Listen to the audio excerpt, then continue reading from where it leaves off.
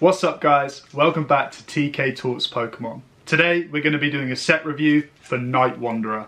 And at the end of the video, as always, we're going to open up a couple of packs and see if we can get some hits. Before we get into the video, I just want to apologise for the bright light behind me. I hope you can still see my face and I hope you can see the cards. It just so happens to be a very rare sunny day in the UK. So once this video is filmed, I'm going to be outside sunbathing and enjoying that.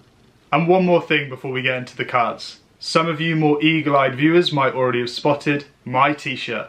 I'm wearing a Digimon t-shirt. If you don't know about Digimon, go back and watch the first season. It should be on most anime streaming sites. It's incredible. It was my first love before Pokemon. And right here on my chest, we've got Agumon, who in the first season digivolves into Greymon, who's super iconic. My personal favourite though was Garurumon. I wonder if you guys can remember that. If you can, drop a comment down below and let me know. I picked this up in Japan a couple of years ago. Digimon stuff is certainly easier to find there than it is in the UK, but still quite difficult.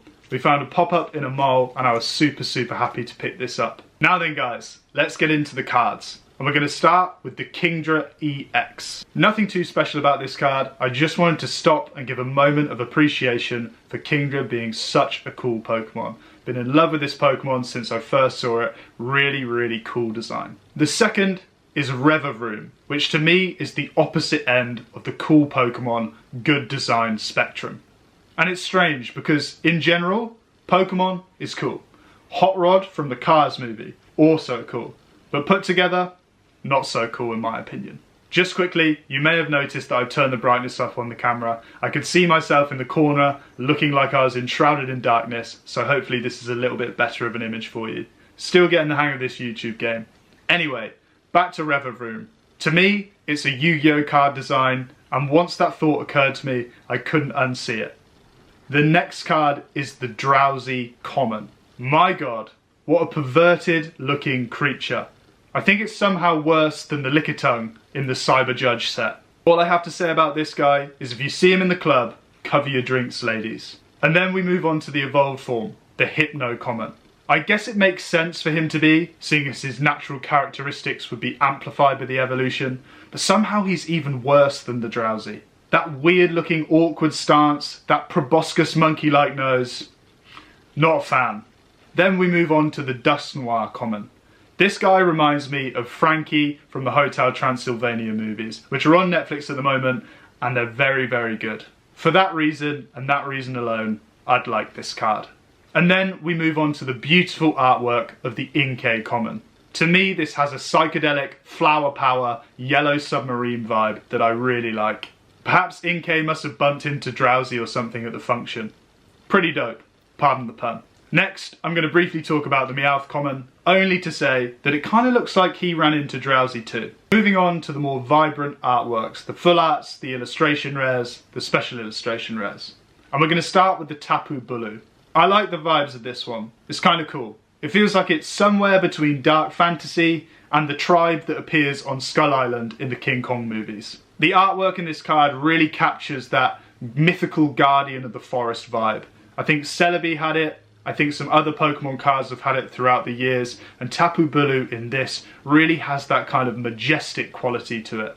Now we're going to talk about the Houndoom, one of my favourite Pokemon of all time, an iconic Pokemon. Personally, I feel that poor execution of the artwork in this card holds back a concept that could be really special. The concept of a pack baying for blood is something I like. But the colour scheme and the opacity of the rest of the pack in the background kind of ruin it for me. I'd really like more detail. Give me blood-tipped fangs, slathering jaws. Give me dirt spraying up underfoot and a full moon cascading through a forest canopy at night. Give me fear factor. That's what I think would make this card go from a good card to an amazing standout card. And then we've got the Duskull line, which is just awesome. I think this is an absolute must-cop. First of all, I love the continuity. I really enjoy the eyes, particularly on the Dusclops, or eye in his case. Knowing how long evolution can take, particularly in the animated show, gives this card a feeling of haunting of inevitability that links to the Duskull line. It feels like he's been haunting one specific person forever and just will not stop. As I've said before, I love the cards that encourage you to come up with a narrative. It makes them more engaging and more memorable, and this card does that fantastically. It's intriguing. I want to know more. This is an utterly fantastic trio of cards. Bravo. Next, we have the beautiful Cresselia card. I've always loved Cresselia. It's such a graceful, poised card. I feel like it represents the divine feminine. The Northern Lights background works perfectly, and in Japanese, the holo on this is just fantastic. Moving on to the Zorua, and I just want to cuddle this little guy. For me, the tiling on the roof that Zorua is sleeping on is so nostalgic, so synonymous with Japan, and holds a real romanticism to it.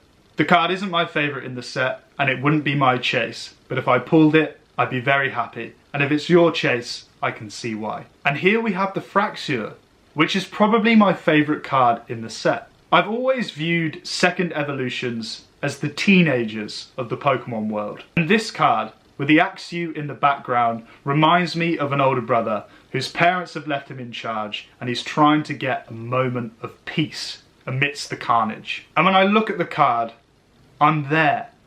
I can feel the serenity, the rush of water drowning out the noises of play coming from the younger Pokemon. The beauty of the rainbow formed as the sun hits the spray from the waterfall. For a moment, no thoughts, no worries, just peace and presence. This is a fantastic card, and I've got my fingers crossed that I pull it in one of these 2 packs. And if you have it and you don't want it, please send it to me. Now we're going to talk about the Pokemon who the set is formed around and who appear on the artwork for the set.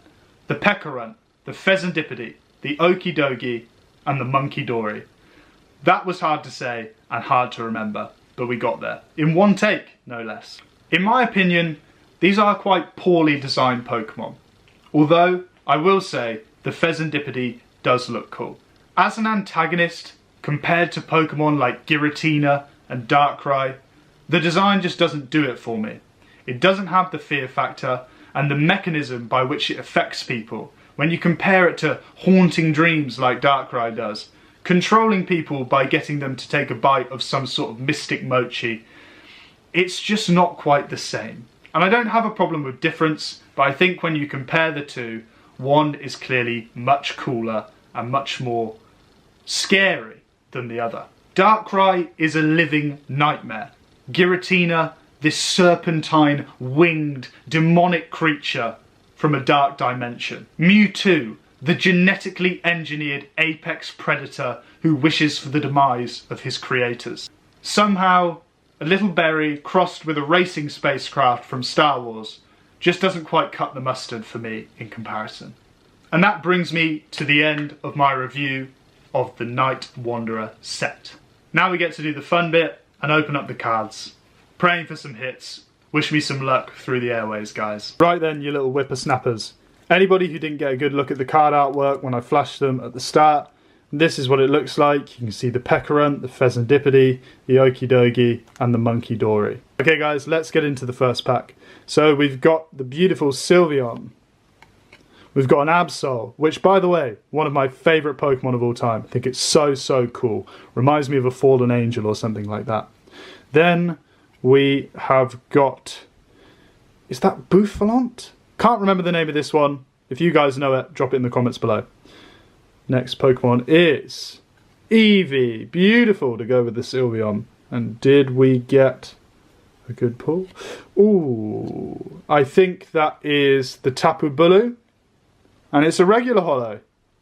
Very cool. Let's move on to the next pack. Getting stuck into the second pack, and we have got the Iron Moth. And I think I mentioned in the last video, I love the kind of blended gradient-like artwork that appears on some of the Paradox Pokemon.